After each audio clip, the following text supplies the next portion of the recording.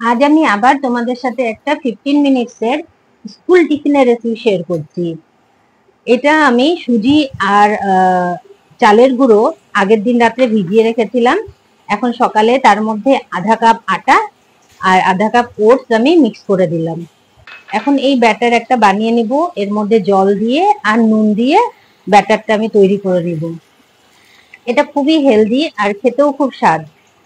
এটা আমার বাচ্চারা যেহেতু সুজি ওটস এগুলো খায় না, তো তাদেরকে আমি এইভাবে করে এগুলো খাওয়াই। তারপরে এর মধ্যে আমি ভেজে রাখা গাজর আর ক্যাপসিকাম দিয়ে দিলাম। এটা ভেজে আমি ফ্রিজে রেখে দিই, অনেক সময় অনেক কিছু বানানো যায় এটা দিয়ে। তো এটা আমি মিক্স করে দিলাম।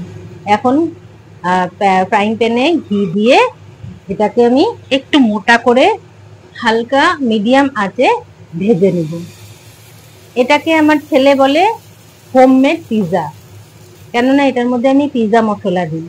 যেমন ধরো, এটার উপরে এখন পড়বে হচ্ছে চিজ, অরিগানো, তারপরে যে আমি দিয়ে দিলাম এখানে চিজ, তার উপরে আমি দিয়ে দেবো একটু স্প্রিঙ্কল করে পেরি পেরি, আর এরপরে নামিয়ে আমি এটার মধ্যে অরিগানো স্প্রে করে দিব একটু।